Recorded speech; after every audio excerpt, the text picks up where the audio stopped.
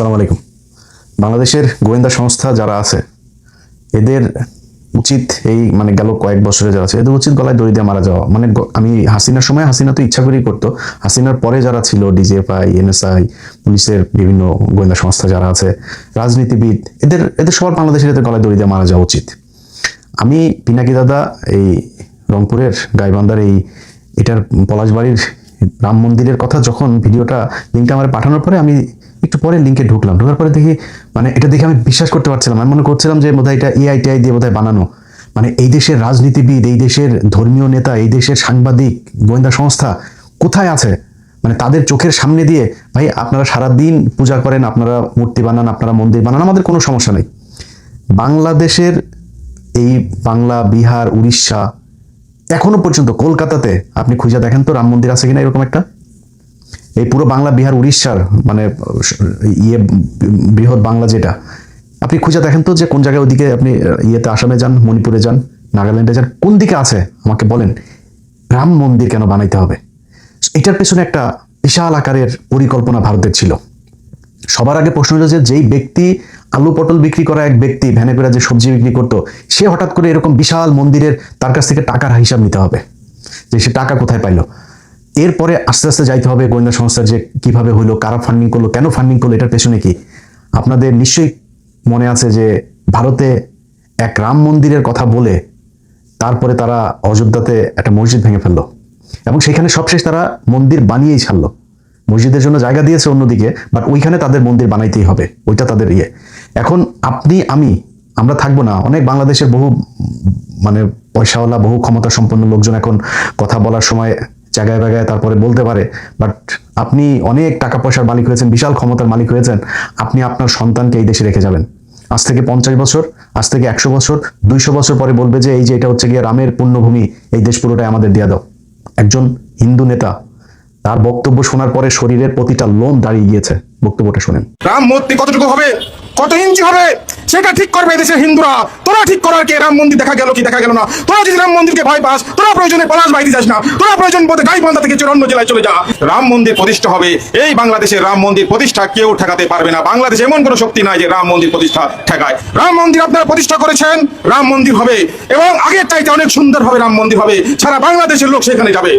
আজকের এই ছাত্র এবং ছাত্র যুবদেরকে আমি ধন্যবাদ জানাই। অল্প সময়ের মধ্যে একটি প্রতিবাদ তারা করেছে, প্রতিবাদের সূচনা তারা আজকে করেছে এবং ঘোষণা দিয়েছে যতদিন পর্যন্ত পলাশবাড়ীতে রাম মন্দির নির্মাণ না হবে ততদিন পর্যন্ত এই ছাত্র জনতা সারা বাংলাদেশে আন্দোলন করবে। যেহেতু তারা ঘোষণা দিয়েছে, আমি এই দেশের হিন্দু ছাত্র এবং যুবদেরকে চিনি, যেহেতু তারা ঘোষণা দিয়েছে, তারা এই ঘোষণার ফল না পাওয়া পর্যন্ত ঘরে ফিরবে না, এটা আমার বিশ্বাস। চিন্তা করেন, বাংলাদেশে বসা বাংলাদেশের 92% মানুষকে বলে এই দেশ থেকে তাদেরকে চলে যেতে হবে তাদের রাম মন্দির বানানোর জন্য। এই গেল কয়েকদিনে, এই এক সপ্তাহের ভেতরে কয়েকটা মিছিল তারা বের করেছে। সেই মিছিলগুলোর ভেতরে তাদের যেই দেশীয় অস্ত্রপাতি, কোমরে আরো ভেতরে, প্যান্টের ভেতরে কি ছিল সেটা তো জানি না, উপরে যা তারা দেখিয়েছে ত্রিশূল মিশুল এগুলো দিয়ে, তারপরে যেইভাবে রাস্তায় তারা অস্ত্রের ঝনঝনানি দেখিয়েছে, বিশ্বাস করতে কঠিন হচ্ছে এখনো তারেক রহমান ক্ষমতায় না শেখ হাসিনা ক্ষমতায়। যদি নাকি মনে করেন ভারতকে, ভারতীয় দালালদেরকে এইভাবে সুযোগ দিবেন, আমরা কিন্তু বিএনপির ব্যাপারে আমি তো একদম নিশ্চুপি হয়ে গিয়েছি। কারণ বিএনপিকে আমি আগের ভিডিওতে বলেছি যে বিএনপির ব্যাপারে আমার ব্যক্তিগতভাবে আমি পজিটিভ অনেক কিছু দেখেছি যে কাজগুলো হচ্ছে, বিশেষ করে ভারতের সাথে, তারপরে পাকিস্তান, চীন, টার্কি, ইউএসএ, এইসব দেশের সাথে বিভিন্ন চুক্তি, বিভিন্ন দেশের পররাষ্ট্রমন্ত্রীরা আসা, ভারতের সাথে পুশিন নিয়ে সীমান্তে যে উত্তেজনা, এইসব সবকিছু মিলায় আমি মনে করছি যে বিএনপি সরকার এই দেশের মানুষ যা চায় তারা তাই করতে যাচ্ছে। এই কারণে আমরা কিন্তু চুপ হয়ে আছি। কিন্তু আপনারা যদি মনে করেন যে এইভাবে তাদের আস্ফালন করতে দিবেন, তাহলে কিন্তু আমরা মনে করবো অন্য কিছু। এখনো কিন্তু আপনারা আমাদের পর্যবেক্ষণের ভেতরে আছেন, এখনো ফাইনাল কোনো রেজাল্ট আমরা পাইনি। অতএব আপনাদেরকে সিদ্ধান্ত নিতে হবে, এরা এইভাবে প্রকাশ্যে এই দেশের আইন না মেনে তারপরে তারা বলবে যে একটা ধরে মুসলমান ধর, তাদেরকে এই কর সেই করে, এই ধরনের প্রকাশ্যে মিছিল করেছে তারা। শুনেন মিছিলের সেই ভাষাগুলো।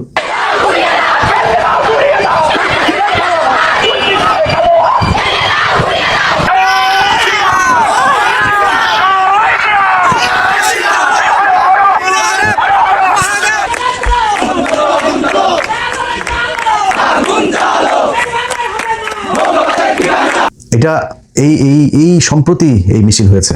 তারা যে ভাষা, যেভাবে যে বডি ল্যাঙ্গুয়েজ, তাদের পেছনে একটা গভীর শক্তি কাজ করছে, যারা তাদেরকে উস্কানি দিচ্ছে যে বাংলাদেশে একটা সাম্প্রদায়িক দাঙ্গা বাঁধাইতে হবে। এখন যদি নাকি ধরেন মুসলমানরা যদি যায় বলে যে আমরা রংপুরে বাংলাদেশের সর্ববৃহৎ মাদ্রাসা, ধরেন দেওবন্দের আদলে যদি এখন বাংলাদেশে একটা ওইরকম মাদ্রাসা প্রতিষ্ঠার জন্য আলেমরা বলে, তাহলে তো বাঁধবে। আমার দেশে হইতে পারে না মাদ্রাসা। আমি মনে করি আলেমদের এখন উচিত তাদের মূল যে টার্গেট সেটা হচ্ছে রংপুর গাইবান্ধার এই অঞ্চলকে, এই যে চিকেন নেক, এটা হাসিনার সময় থেকে আস্তে আস্তে আস্তে আস্তে তাদের ধর্মীয় লোকজনকে ওইখানে নিয়ে মোটামুটি ওইটাকে পুরো তাদের অধ্যুষিত এলাকা বানায় তারপর চিকেন নেকটাকে একটু লম্বা করা, এটা ছিল মূল টার্গেট। আর বাংলাদেশও তাদের দখলে ছিলই। দেখেন বিষয়টাকে যত ছোট করে, যত মানে তুচ্ছ তাচ্ছিল্য করে দেখতে চাবেন, বিষয়টা এরকম না। এই ভারত এর আগে ঠিক একই ঘটনা দিয়ে একই রকম কাহিনী করে নাটক সাজিয়ে তারা ভারতের একাধিক রাজ্য তাদের আশপাশে থেকে তারা দখল করেছে। এই যে আজকের যে হায়দ্রাবাদ দেখছেন, এই হায়দ্রাবাদে তখনকার যে নিজাম ছিল, পৃথিবীর সবচাইতে ধনী রাষ্ট্রের মধ্যে একটা ছিল এই হায়দ্রাবাদ। স্বাধীন রাষ্ট্র ছিল, যখন কিনা আপনার ব্রিটিশরা এই 47-এ করে দিয়ে গেল, আপনার আলাদা করলো পাকিস্তান ভারত, এর মধ্যে এই হায়দ্রাবাদ, জুনাগড়, গোয়া সহ কয়েকটা রাজ্য তারা একসাথে হয়নি। তারা বলেছে আমরা ভারতের সাথেও থাকবো না, পাকিস্তানের সাথেও থাকবো না। এই হায়দ্রাবাদের নিজাম তিনি পাকনামি করে তারপর এটা বললো কয়েক মাসের মাথায়, কয়েকদিনের মাথায় আপনার ইন্ডিয়া তাদের এখানে বললো যে আমাদের হিন্দুদের উপরে নির্যাতন হচ্ছে, এটা বলে তারপরে হিন্দুদের সাথে করে আপনার ওইখানে তাদের সেনাবাহিনী ঢুকে কয়েকদিনের একটা অপারেশনে কয়েক হাজার মানুষকে সেখানে, মুসলমানদেরকে হত্যা করা হয়েছে, হাজার হাজার নারীদেরকে সেখানে ধর্ষণ করা হয়েছে, করে তারা পুরো হায়দ্রাবাদটা নিয়ে নিল। জুনগর একই কাজ করেছে। গোয়াতে একটা ছোট্ট নৌকার মধ্যে আগুন দিয়ে তারপরে পুরো গোয়াটাকে দখল করে নিয়েছে। বলেছে যে এটা একজন হিন্দু সেখানে মাছ ধরতে গিয়েছিল, তার উপরে সাম্প্রদায়িক হামলা হয়েছে, এই কথা বলে তারপরে তার এই ইয়েটার মধ্যে আপনার নৌকার মধ্যে আগুন ধরিয়ে দিয়ে বললো যে আমাদের এখানে সাম্প্রদায়িক হচ্ছে, আমাদের এখানে ইন্টারভেনশন করতে হবে। তারা যা সেখানে সেনাবাহিনী ঢুকাই দিয়ে গোয়াটাকে দখল করে নিল।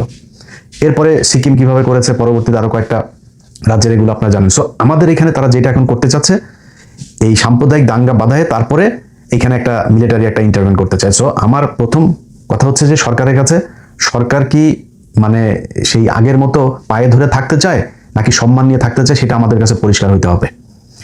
আজকে যদি নাকি এই হায়দ্রাবাদ, জুনগর, সিকিম সেগুলোর মতো করে যদি আমাদের এখানে করতে চায়, আমাদের কি কি করণীয় আছে, আমাদের কোন প্রস্তুতি নিতে হবে, কি করতে হবে, সেটা আমাদের এখন করতে হবে।